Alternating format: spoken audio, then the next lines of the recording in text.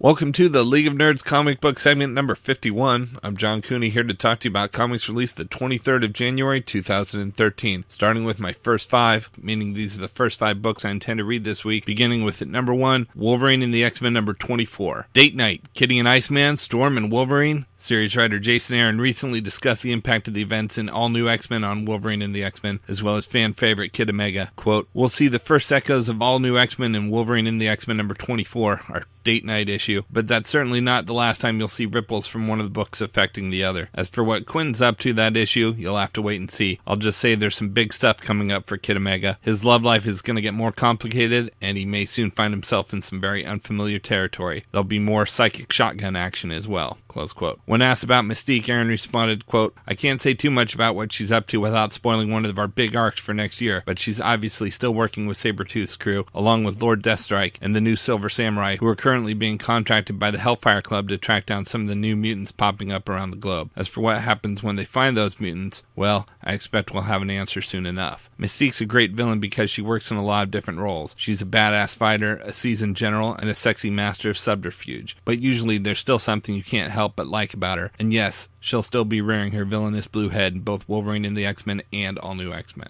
Close quote. At number 2 this week, we've got Young Avengers number 1. Legacy isn't a dirty word, but it's an irrelevant one. It's not important what our parents did, it matters what we do. Someone has to save the world. You're someone. Do the math. Series writer Kieran Gillen recently explained his plan for Young Avengers, quote, "So the Marvel Now .1 story is pretty much Loki trying to recruit Miss America Chavez to do something bad, and she doesn't want to do it. So she pretty much tries to kill Loki, which of course leaves Loki thinking, great, now she's in. She would never do anything Loki told her, but by messing with her mind, he can get her to where she needs to be. We start our first issue with Wiccan and Hulkling. They're our core traditional Young Avengers, and everyone else gets gathered around them. Miss America is basically protecting Wiccan from Loki, and Loki is trying to stop Wiccan from what he's doing. That leads them to all come together and try to clean up this mess. The other 2 characters that we start with are Kate Bishop, Hawkeye, and Marvel Boy, Norvar. We've seen Kate and Matt and David's Hawkeye series, so we know that she's superheroing again. Norvar has obviously been kicked out of the Avengers. He's been told to leave Earth, and the Kree hate him, so we're going to see what he's doing now. I kind of jokingly describe him as an alien hipster boy. That's one of the things that people kind of forgot about Marvel Boy when he was in the Avengers. He's about the Earth equivalent of a 19-year-old. Miss America is also slightly older than most of the Young Avengers, and part of the reason I included them on the team is that they're 2 people who have been superheroes, and they've been doing things inside the mainstream in the case of Marvel Boy, or on their own in the case of Miss America. So these are hero figures their own age. When Wiccan and Hulkling, and to a lesser degree Hawkeye, meet them, they're a bit like,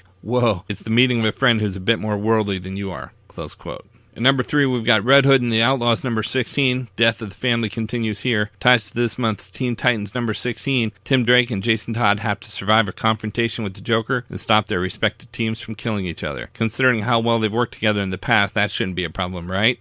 Right. Series writer Scott Lobdell recently discussed the Death of the Family tie-ins. Quote, "I've said in other interviews that I'm not a writer that likes to plan ahead, because really, there isn't a lot of planning ahead in life either. If I want our characters to feel lifelike, we have to be prepared for the curves that life throws at them." When I was talking to Scott Snyder and he was sharing his dark and demented plans for Death in the Family, I suddenly felt like the kid in the playground that takes a dodgeball to the groin and all the other Bat Family writers chortle. The big story left me gasping for air and wondering how the heck I'd be able to write Teen Titans and Red Hood and the Outlaws moving forward. And I loved it. I loved the idea that Scott was hurling these huge epic plot twists in my direction, because it forced me to sit down and look at my characters and how they would be reacting to the real-life events of Death of the Family, in the very same way that you and I deal with the unexpected fates of family members when we get the frantic 3 a.m. call. One minute you're sound asleep, and the next your entire life and the lives of those closest to you have been changed, maybe forever. Close quote.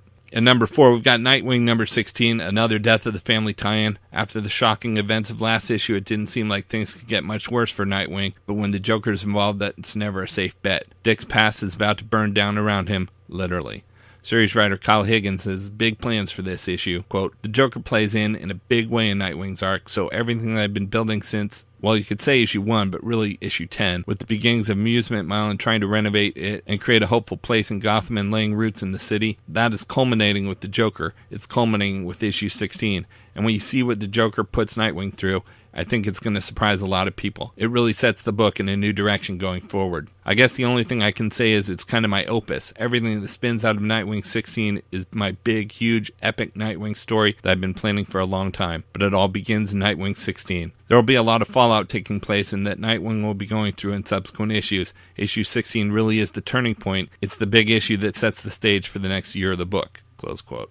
And at number 5, we've got Uncanny X-Force number 1, the darkest corners of the mutant universe exposed. The X-Men sworn to protect the world that fears and hates them. Uncanny X-Force charged to deal with the situations the X-Men fear and hate. Psylocke and Storm lead a new team of outcasts and scoundrels, including fan favorite Puck, the villainous Spiral, and the mysterious Cluster. The first adversary to strike out from the darkness, ex-legend Bishop. Series writer Kyle Higgins went through the lineup starting with Psylocke, quote, "She's always been one of my favorite X-Men characters and I really love her for being a survivor. And I see her as a survivor on 2 levels. One is that she's a survivor in the Marvel Universe in the comics. She died and has been reborn, she's had to kill her own brother, and she's been through failed relationships, all sorts of stuff. I really admire her character for always getting back on her feet. But on a kind of larger meta level, she's a fictional character that exists in a shared universe. This is a character that has survived quite a lot of shifts in direction and changes in the fashion of comics. Quite a lot of different versions of her have come and gone, but the core of Betsy has always remained, and that's something that I'm really excited to write." The next most obvious choice for me was Spiral. Well, she's traditionally a villain, but she's a character that kind of sits in between the X-Men and a larger villain, Mojo. She and Betsy have had a complicated history together, and I really wanted to see what it'd be like to put them in a room together, so to speak. Spiral is a sword fighter, and she has multiple arms, and she's also a total badass. I liked having Puck because I feel like that's a character where there's a lot of untapped potential. There's a lot that's ending up there that's never been seen before. He's a kick-ass character who has a background as an adventurer, and he used to be a bouncer at a bar, so he's kind of a tough Canadian Indiana Jones. He's also short in stature, but you don't really see that in the way he conducts his life. He's the kind of guy who goes into a situation and never thinks twice and thinks he's going to kick ass. And he's also a smartass. And I have a team of very serious characters, so I was excited to have a guy in there to crack a joke once in a while. Close quote. Regarding Storm, Higgins says, quote, "This is a post-AVX world where Wolverine is running a school and Rogue is on an Avengers team. So there's no space left for characters that are truly uncanny, the truly weird, the truly bizarre, the characters that kind of straddle the line between hero and villain. And Storm is one of those characters. She's been through the whole queen and goddess thing, and then Black Panther annulled their marriage, and now she's trying to figure out where her place is. Her old home, the Xavier School, is gone, and the Jean Grey School is not quite the same as she remembers, and people are always walking on eggshells around her because of the divorce and everything, so she'll find a home as part of their team." Close quote. As far as the final mystery character, Higgins says, quote, "There's not a whole lot I can say about Cluster except for what's been on the first issue cover, which is that she's a female character in a costume reminiscent of Phantom X."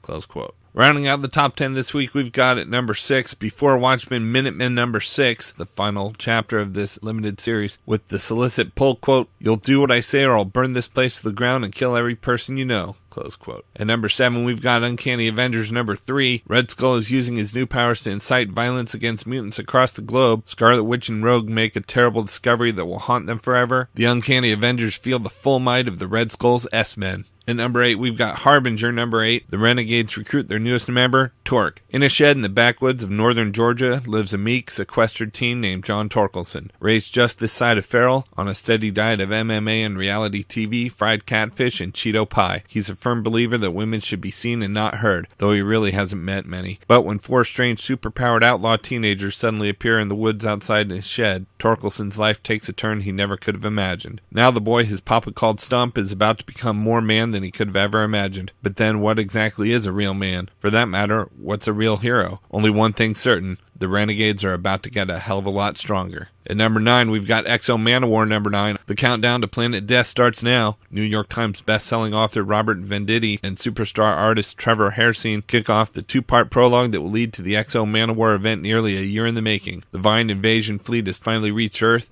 and they aren't leaving until they reclaim their sacred X-O Manowar armor. Standing in their path is Eric of Dacia, the first human to ever wield the armor's power. But the armor is capable of so much more than even Eric knows, and he'll face adversaries old and new in this battle to save humanity from extinction. The war begins here. And at number 10, we've got Avengers number 3, The Garden, the birth of the new Adam. And on Mars, the battle between the Avengers and the Garden comes to a dramatic conclusion. For the best of the rest this week from DC, we've got Birds of Prey number 16. The team gets a deadly new member of the form of Strix, a former Talon from the Court of Owls. Who is she and what does her appearance mean for the rest of the birds? Plus, something goes terribly wrong for Black Canary.